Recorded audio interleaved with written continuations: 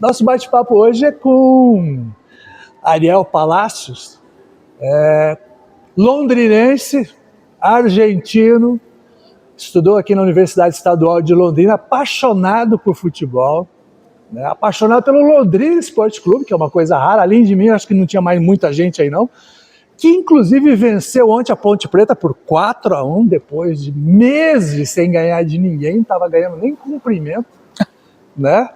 Ganhou um joguinho ontem à noite e deixou a gente todo sorridente. Eu, por exemplo, sério mesmo, cara, eu nunca duvidei, viu, Ariel? Eu nunca duvidei do Londrina. Nem eu. Eu sempre tenho esperanças, mas é muito interessante, porque ser torcedor do Londrina é ser torcedor de verdade. Sim. É muito fácil ser torcedor do PSG, do Barcelona, dos times grandes, entre aspas, brasileiros. Ser torcedor do Londrina é uma profissão de fé, de lealdade, né? E a gente ama o Londrina independentemente da divisão do futebol nacional no qual ele esteja. Exato. E o bom é o seguinte, né, que como ganha pouco título, você se recorda assim com muitos detalhes desses poucos títulos, né? Se alguém me perguntou, pô, Londrina, eu falei, cara, por que tem tanta rivalidade entre o Londrina e a Ponte, né? Eu falei, olha, vocês talvez não saibam, mas na década de 80, no final da década de 70 e na década de 80, o Londrina jogou muitas vezes a primeira divisão. Então também tinha essa rivalidade por conta da primeira divisão. É engraçado porque quando eu morava aqui nos anos 70 e 80, a rivalidade era com Maringá. Era com Maringá. E em algum momento, quando eu já estava fora do Brasil, eu saí do Brasil em 95, na verdade eu saí do Brasil em 93, quando fui para a Espanha, voltei final de 94 para o Brasil e rapidamente aí fui para Buenos Aires. Em algum momento surgiu, por exemplo, o Operário. Sim. Que não estava no radar das rivalidades, mas isso também mostra como as rivalidades vão mudando ao longo... Porque, na verdade, o que aconteceu, né? Primeiro que o antigo Grêmio Maringá, ele desapareceu, né? Hoje ele existe formalmente, mas ele não funciona. Outra rivalidade muito importante da época era o União Bandeirantes, né? O time aqui de Bandeirantes, que também desapareceu. Aí passou um período que o Londrina ficou sem adversário. Né? Ficou sem adversário. E aí, rivalizar com o Curitiba, com o Atlético, muito distante. E aconteceu de Londrina ter alguns embates com o Atlético, com o Operário, inclusive uma briga que teve aqui uma época, e as pessoas começaram a prestar atenção nele. Falei, não, peraí, esses caras assim... E aí voltou uma rivalidade que hoje talvez seja a principal rivalidade do interior do Paraná, os dois times, né? Uma correção antes, você falou argentino, não, brasileiro. Sim. Brasileiro, porque nasci só em Buenos Aires, mas me criei em Londrina, basicamente. Sim. Eu sou daquela categoria de brasileiros que não nasceram no Brasil, mas sem querer me comparar a Clarice Lispector, porque ninguém fala a escritora ucraniana, a escritora brasileira. O Vladimir Herzog, grande emblema do jornalismo, morreu torturado na ditadura, que era croata. Sim. Né? Ou Gianfrancesco Guarnieri, italiano de nascimento, Gyula Gun e por aí tantos, mas que tem tudo a ver com Londrina, porque a própria letra do hino da cidade de Londrina é Londrina, cidade de braços abertos. Sabe que uma das cenas mais bacanas que eu já vi, e eu estava no estádio do Café, de repente começa a subir um bandeirão, eu comecei a olhar assim, e falei, porra, eu conheço aquele cara, eu conheço aquela lata, a sua... Estava lá um bandeirão com a sua fisionomia no estádio do Café. Um pessoal que é muito simpático, que decidiu botar a minha cara lá porque me viram uma vez falando, não me lembro se foi na Globo News ou no Sport TV, quando me perguntaram, alguém me perguntou, para quem você torce na Argentina? Pro River, para quem você torce? Falei para o Londrina Esporte Clube. Aí olharam estranho, né? O pessoal da cidade grande, né? Quando a gente fala isso, olha, eles acham que a gente sempre torce para algum time do Rio ou de São Paulo. Falei, não, e além do Londrina, ninguém. Não, ninguém aqui no Brasil, não. Você torce para a seleção argentina ou brasileira? Brasileira, claro, sou brasileiro. Aí depois a pergunta foi, e na Argentina, você torce para quem? Para qual time? Eu falei, nenhum, como nenhum? Não é River ou Boca? Eu falei, primeiro que não é só River ou Boca na Argentina. Embora os dois juntos concentrem 73% da torcida nacional. Nenhum clube brasileiro, não existe uma dupla de clubes brasileiros que concentrem tanta gente. E isso me refiro de forma nacional. Porque algum gaúcho vai dizer, não, mas o Grêmio... Não estou falando estadualmente. Estou falando na federação, na nação, não existe nada parecido. Só é superado no caso do Uruguai onde o Nacional e o Peñarol juntos aglutinam 92% da torcida uruguaia. É uma barbaridade. Aí eu falo, bom, primeiro que não é só River e Boca na Argentina, mas tampouco torço nem para o São Lourenço, nem para o Huracán, nem para mais ninguém. E aí o pessoal acha estranho. E eu falo, não, é isso, sou Londrina, ponto. Tem gente que diz, eu sou clube X do interior, clube tal da cidade grande, dentro do Brasil, e Barcelona, ou PSG, ou Bayern. Então, tem gente que você pergunta, você torce para quem? Onde? Aí em cada país ele tem lá algum time que ele torce. Se a pessoa tivesse talvez morado em Barcelona, mas não, aí o cara diz, não morei em Barcelona, a tua família é catalã, filho de... Não. Já esteve em Barcelona? Não. Então, por que diabos... Espanhol? Não. Então, para que diabos torce para o Barcelona? Verdade. Mas uma pergunta que todo mundo gostaria de fazer para você, de repente... Você jogava muito quando era criança? Eu jogava muito mal. Muito mal. Bem-vindo ao clube. Pessimamente, obrigado. Eu fiz o primário ginásio no Colégio Anglo-Americano, que estava na Rua Tupi, acho que não existe mais. E ali sempre, e também depois no Colégio Canadá, que eu fiz o colegial, sempre que o professor de Educação Física determinava e dizia, bom, os que ia ser o capitão do time era sempre alguém que jogava, algum garoto que jogava bem. Então, e ele escolhia, começava a escolher, bom, pega o tal, o Marcelo, o Luiz, o João, o Estevão, tal, e eu, ou o Cirano, éramos sempre os últimos. Ou às vezes o Cirano era o penúltimo, era o último, ou vice-versa. Não é? E quando era o penúltimo, eu falava, uau! Cirano, ele está dizendo aqui que você jogava mal pra caramba. Naquela época, pelo menos, a gente ficava de fora. Então, era isso. Então, eu jogava catastroficamente mal. Sim, mas é curioso, né, que, por exemplo, às vezes as pessoas... Tem um colega meu, ele é preparador físico, já foi preparador do Londrina, trabalhou na Europa, na Ásia, um monte de lugar. E um dia a gente estava ali na Vila Recreio, onde que tem um Maracanã, né, o campinho da Vila Recreio, a gente estava lá, e aí jogamos, faz uns 3, 4 anos, uma pelada entre o pessoal do bairro lá, aí terminando e tal, aí ele saiu e falou, olha, o Cláudio entrou, ele não estava muito bem. Aí foi piorando. Porque é curioso essa história de futebol, que é o seguinte, todo mundo que em algum momento jogou qualquer coisa, se tem na memória alguns lances maravilhosos que aconteceram com eles e tal, né? E eu brinco, né, que eu falei assim, então, eu quando era muito bom eu já era ruim, e aí eu piorei muito. Né? Às vezes eu lembro de uma vez que eu dei um chute fenomenal, mas foi na direção contrária. Então aí o professor falou, muito bom chute, Ariel, só que era no outro sentido. Eu sei, eu falei, mas aqui a bola apareceu desse lado, eu aproveitei e chutei mesmo sendo para... E você curtia esporte na adolescência? Eu sempre curti esportes, mas de forma variada. Eu gostava muito de futebol, mas também gostava muito de outros esportes, especialmente os esportes olímpicos. Eu sempre achava muito interessante. Eu joguei tênis muito tempo e na faculdade, lembra que, não sei, acho que hoje não é mais assim, mas era metade do curso tinha que fazer aulas de educação física, não é? Eu jogava tênis. Você gostava de tênis? Não é que eu gostava de tênis. É que fazer algo às 6 da manhã. Nossa, era horroroso. Para depois entrar na sala de aula às 7h15, 7h30, no menos era 7h15, 7h30. Eu falei, não, vou com algo leve, porque entre pular na piscina, no frio de manhã cedo, havia uma piscina do lado de fora naquela época, eu via o pessoal correndo de sunga ao redor da piscina, e depois pulava, não era comigo isso daí. Ou o pessoal chutar uma bola às 6 da manhã, tampouco. Então eu optava pelo tênis. Então joguei tênis porque era a coisa mais leve que havia naquele... Você trouxe uma boa lembrança. Eu lembro que nesses períodos eu joguei futebol de salão lá e futebol de campo. O professor Tavinho, inclusive, que foi lateral do Curitiba. E eu lembro que tinha alguns períodos do ano que tinha aquele orvalho, ficava tudo branco, o campo, um frio de doer. E você tinha que fazer, que senão levava falta, podia até perder crédito. Não, exatamente. Não. Mas eu tive bons professores de educação física aqui em Londrina, no ginásio, no colegial. Um deles era o professor Paringer, que depois ele fundou a primeira academia de musculação da cidade. CEPREF, nossa, é verdade, ali na JK. Um cara genial, meus pais adoravam. Um professor daqueles assim, de antigamente,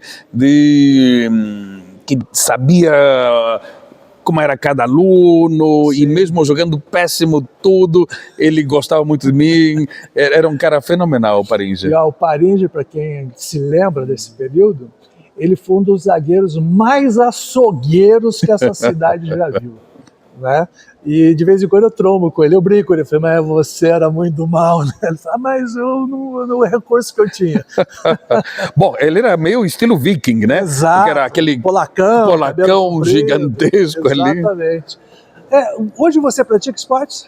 Eu fiz musculação. Eu era muito magrinho, raquítico na época da faculdade. Aí, quando tinha uns 21 anos... Magrinho, raquítico, mas de uma elegância que a gente olhava pro cara e falava, pô, o cara usa blazer. E olha que coisa mais chique. Obrigado. Aí eu comecei a fazer musculação, porque eu descobri aeróbica não era comigo, coisa aeróbica não era comigo. A minha coisa era ficar sentado e levantar peso. E eu treinei pesado dos 21 até os 55, 56 anos, mas já faz nos últimos 4 anos, no pós-pandemia, por uma série de questões e trabalho e tal, a preparação de 2 livros, acabei deixando de lado e voltei agora, com a minha esposa, voltei a treinar, porque ela foi ginasta, então ela tinha outro esquema ali, então voltei agora, faz 3 semanas. Olha que massa, a treinar, e é bom. E é interessante ver a memória muscular. Sim. Não é como, eu pensei, vou sair todo dolorido aqui desse primeiro dia, claro, não exagerei nos primeiros dias, mas não, como depois de ter treinado dos 20 aos 54, quase todos os dias, já 34 anos, é interessante ver como o corpo tem essa memória muscular. E é uma coisa, eu, por exemplo, eu odeio academia, mas vou, quando eu consigo ir. Porque depois que você faz o exercício, é impressionante como você fica bem, né? Assim, exatamente. O corpo fica bacana, né? Assim, gostoso sentir aquela sensação, né? Eu continuo peladeiro, então eu preciso fazer, porque senão os joelhos não me aguentam. Vamos falar um pouquinho de futebol. Como é que foi essa pesquisa para você chegar nesse livro? O livro que eu li dele sobre política no América Latina é muito legal, você precisa comprar. E esse aqui é a nova produção, né? Futebol do lado B. Por que do lado B? O que você tem contra o lado A? Porque é a forma de ver o futebol da forma não convencional. Sim. Então, é um livro que não é um livro de estatísticas. É engraçado começar dizendo o que o livro não é, né? Sim. Mas não é um livro de estatísticas, não é um livro para você se informar e depois no boteco ficar disputando com os amigos memória de estatísticas e tal. Então não é isso. Até diria de certa forma um livro para quem gosta de futebol, um livro para quem também não gosta de futebol, um livro interessante. Sim. Então eu pego diversos aspectos paralelos ao futebol de forma, digamos assim, holística, que não é o futebol em si, o lado convencional do futebol, mas são todos os aspectos que estão conectados com o futebol. Porque o futebol está infiltrado em tudo da sociedade. Tudo, né? Tudo. Então os filósofos do futebol. O que filósofos falaram sobre o futebol? O que escritores falaram sobre o futebol? Porque, por exemplo, Jean-Paul Sartre e Albert Camus, 2 franceses, eram fanáticos por futebol. Camus jogou na juventude de futebol, inclusive Albert Camus, o autor de O Estrangeiro, A Peste, ele tem uma frase que tudo que eu tinha para aprender na vida, aprendi jogando futebol, por exemplo. Espero que não a depressão, porque era depressivo. Exatamente, eu pensei nisso. Talvez por alguma derrota, algum frango que... e aí você tem também os escritores, então isso aí botei na categoria Copa Lovers. Sim. E tem os copafóbicos, como Borges, o Jorge Luis Borges, o escritor argentino, que na Copa de 78, Copa da Argentina, em Buenos Aires, regime militar, usando isso de forma impressionante para distrair a atenção das torturas, dos desaparecidos políticos, uma forma populista. Aliás, isso é uma coisa que é recorrente em vários países. É recorrente em vários países. Aí o Jorge Luis Borges, numa espécie, já que ele não gostava de futebol, numa espécie de rebeldia contra a ditadura, ele deu uma palestra, uma conferência, no mesmo momento que a Argentina debutava na Copa, da qual era anfitriã. Né? E o tema da palestra era a imortalidade. E no palco, onde ele estava lá, isso foi na Universidade de Belgrano, havia um monitor de TV virado para o público, mas sem som. e enquanto ele falava iam transmitindo o jogo. Então era uma ironia do Borges. O Umberto Eco, que dizia que o semiólogo e autor do Nome da Rosa, entre outros best-sellers literários, que também era um filósofo, ele dizia que ele não gostava do futebol, mas que amava o momento da Copa do Mundo, porque era o momento em que as ruas de Bolonha, a cidade onde ele era professor, estavam vazias. Então ele adorava caminhar por Bolonha em dia de futebol. Então é um livro que fala disso, fala de balé e futebol, porque o Dmitri Shostakovich, compositor soviético, que era mais míope que uma toupeira, ele era um fanático de futebol. Tentou ser jogador, não conseguiu. Tentou ser árbitro e foi um fracasso, porque ele não enxergava nada. Aí virou colunista de muito sucesso esportivo, enquanto ele era paralelamente compositor. E aí ele decidiu homenagear o futebol com um balé. E então os dançarinos fazem um movimento que é um movimento como se fossem de passes no gramado. Então é muito interessante ver isso. Outro capítulo é que é Shakespeare e o futebol, porque Shakespeare, o futebol tal como a gente conhece, o futebol moderno, a partir de 1860, por aí, ou seja, são quase 170 anos de futebol, não existia na época do Shakespeare. Na época do Shakespeare existia um futebol primitivo, sem um número específico de jogadores, o tamanho do gramado não havia uma coisa assim, mas havia algo e já era um jogo popular. E o Shakespeare, hoje, muitas pessoas encaram o Shakespeare como uma coisa elitista, longe da realidade, e na verdade o Shakespeare era um cara muito popular, que apresentava suas peças para a nobreza e também para o povão, que adorava ver aquelas tramas do Shakespeare. E aí, em 3 peças, ele faz referências ao futebol. E além de tudo, o Shakespeare, que também criou expressões, uma saraivada de expressões que a gente usa hoje em dia ainda, em inglês ou traduzidas, ele criou a expressão fair play. Então, o Shakespeare tem muito a ver com o futebol, e até tem a ver com o futebol indiretamente, porque muitas vezes a gente termina depois de um jogo numa espécie de drama, não é? Agonia, como Hamlet, onde todo mundo morre, não é? Ou com uma raiva, como em Macbeth, não é? Que dá vontade, né, de... Então tem um capítulo que é sobre Shakespeare e o futebol. Tem uma frase que eu li, não lembro onde, nem sei quem é o autor, que diz o seguinte, que entre os assuntos desimportantes, o futebol é o mais importante. Por que, na sua opinião, o futebol, vamos combinar, tem trocentos esportes diferentes, mas por que o futebol, de repente, ele consegue agregar tanta gente e produzir tantas paixões malucas do jeito que... É muito interessante, porque, por exemplo, a gente poderia pensar que, primeiro porque é um jogo de equipe, né? Eu gosto muito dos jogos individuais, né? Como esgrima, adoro isso. E o xadrez, do qual eu joguei, e fui vice-campeão londrinense intercolegiais de xadrez. Era fácil, porque eram apenas 4 equipes. Então... Hoje eu jogo xadrez, apanho do meu neto que tem 10 anos. Você vê o meu nível de xadrez, é um horror. E eu me perdi. Não, a gente estava falando sobre essa paixão. Ah, né, sim, porque... Então, o futebol, talvez por ser um jogo de equipes, tal como basquete, como vôlei, mas que pode ser jogado de uma forma totalmente improvisada, botando 2 pauzinhos, 2 pedrinhas para fazer os arcos, tal, sem dar bola quantos metros tem o campo de largura ou de comprimento, tal. Então eu acho que isso, porque o basquete requer mais material. Sim. Né? O vôlei também requer uma rede no meio, tal. Você pode improvisar com uma cordinha, mas não é a mesma coisa. Então eu acho que isso faz com que o futebol seja mais fácil do ponto de vista... Eu sempre penso que o futebol nos esportes, assim, absolutamente democrático, né? Exatamente. Aí a gente pensa, bom, é um esporte barato. Sim. Fácil, que eu dizia antes, é fácil no sentido de da facilitação dos elementos para você poder... Papel embrulhado vira papel bola. Embrulhado, uma lata, até uma bolinha de papel amassada e tal. Aí a gente pensa, peraí, mas o rugby também é, entre aspas, barato. Sim. Porque é uma bola e um campo e né, você não tem material caro. Mas você precisa ter, de repente, um tipo físico um pouco mais forte e tal. Que é uma coisa que no futebol você pode ir alto, baixo, magro, gordo. Requer outra coisa. Então o futebol acho que tem isso. Né? O futebol pode ser jogado nos mais diversos pontos topográficos.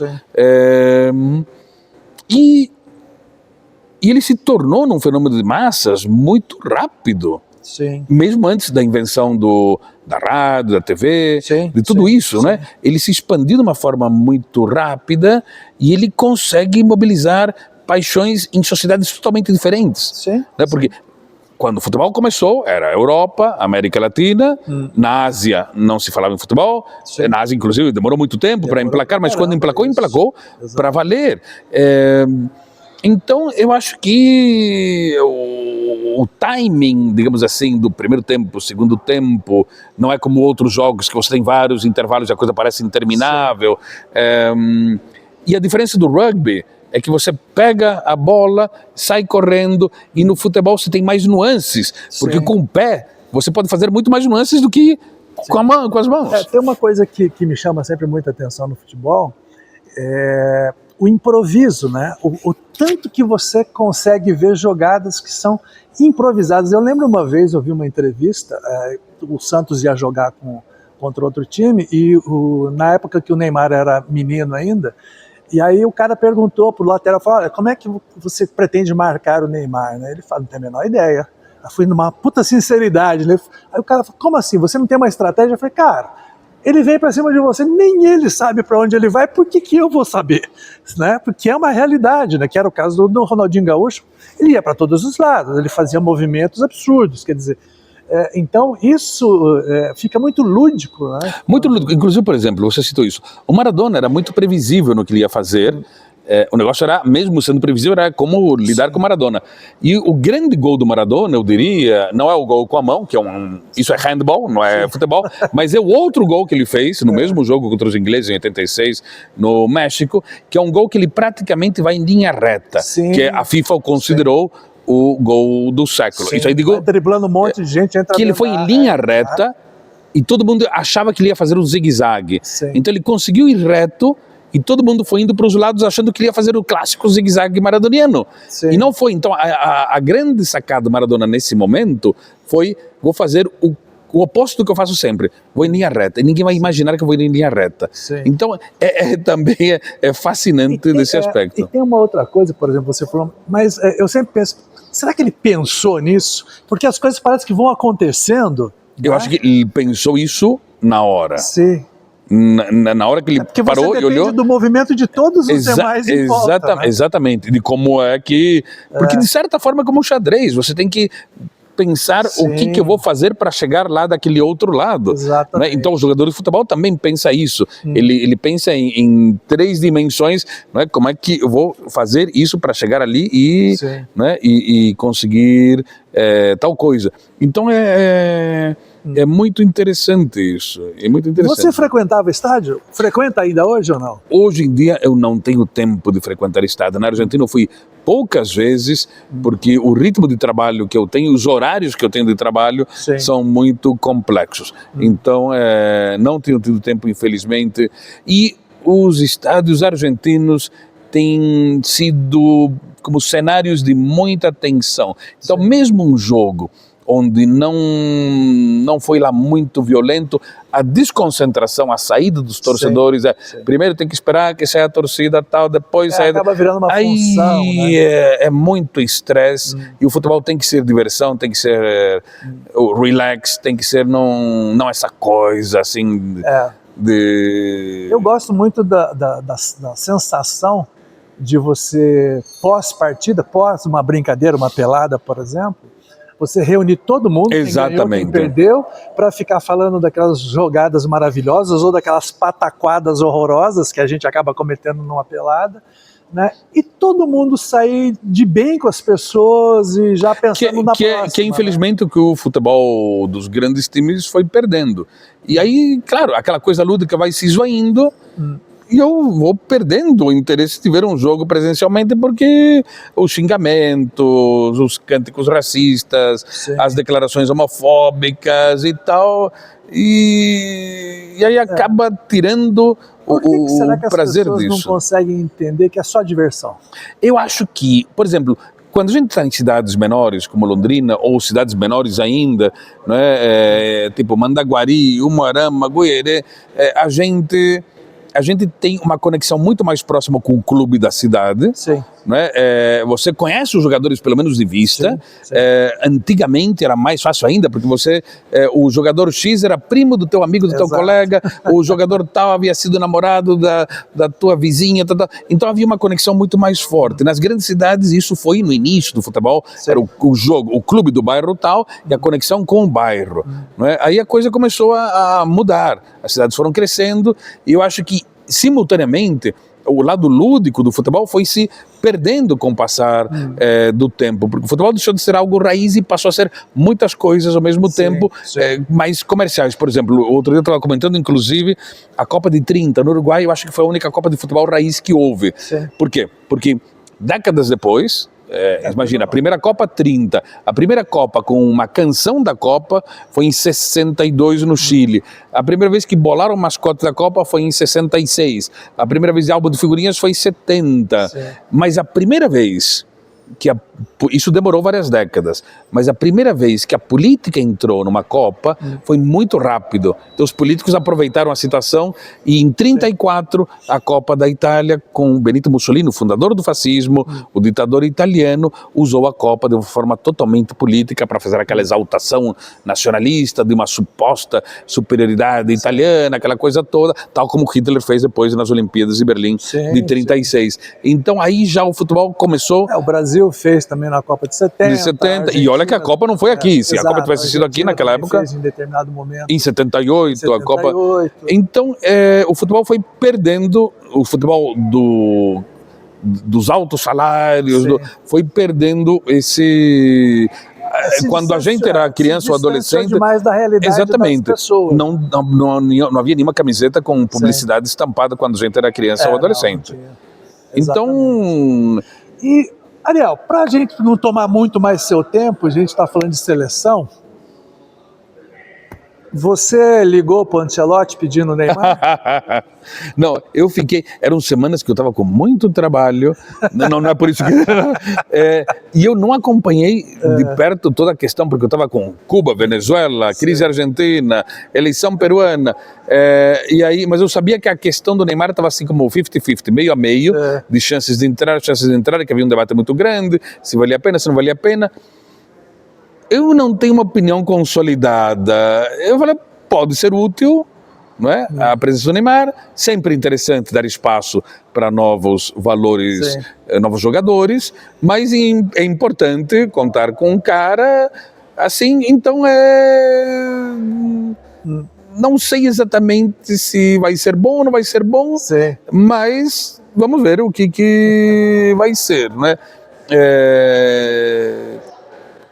Recorro àquele velho ditado do futebol, que o futebol é uma caixinha de surpresas. É verdade. Eu acho que tem que ter um... E o pior é que é, né? O pior é que eu acho que hoje em dia, talvez quando a gente era criança e adolescente, o futebol era uma caixinha de surpresas, hoje tem que ter um update para o futebol um container de surpresas, porque hoje é mais ainda, né? E esta Copa vai ser, né?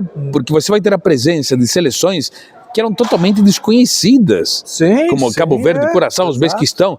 Então, por um lado, é uma Copa muito inflada, inflacionada virou totalmente comercial. Virou totalmente comercial. Vai ser em 3 países. Em 3 países. Pensa, Copa de 30 foi um único país, uma única cidade. Tudo foi em Montevidéu. Eram 13 seleções e durou 18 dias a Copa inteira. Então, era outro esquema. Hoje são 48 seleções, 16 cidades, 3 países, 1 milhar de jogos. Quem que vai ver todos os jogos? Não, é impossível. Não tem. Impossível. Agora, pode ser interessante que alguma dessas seleções que estão entrando agora, que estão debutando, possam mostrar alguma coisa, uma surpresa. Vai saber. É sempre interessante. eu acho que há um elemento muito interessante da surpresa, e se especialmente a surpresa vai ameaçando os grandões, tal como, a Coreia do Sul, que deslocou a Itália do 3º lugar foi a Copa de... eu não me lembro se foi a da Suécia ou da Inglaterra, ou a do Chile, não me lembro, mas foi ali, na virada dos anos 60, que aconteceu isso. Você diz, como a Coreia do Sul? Naquela época, os asiáticos não eram considerados em absoluto. Mas o futebol tem dessas coisas Exatamente. curiosas. Eu lembro de um personagem aqui de Londrina que ele dizia o seguinte, time pequeno ganha jogo, mas não ganha campeonato, né? No caso de uma Copa, como é um período muito curto, pode acontecer, né? Pode acontecer de um time mais ou menos chegar numa final e ganhar. Mas vamos ver isso que vai acontecer. O Brasil, por exemplo, um time pequeno, de repente pode ganhar mais uma, né? Vai saber. Vamos ver, vamos estar torcendo pelo Brasil, evidentemente, mas o que importa, aí vou recorrer às Olimpíadas, ao Barão de Coubertin, que dizia o que importa é competir.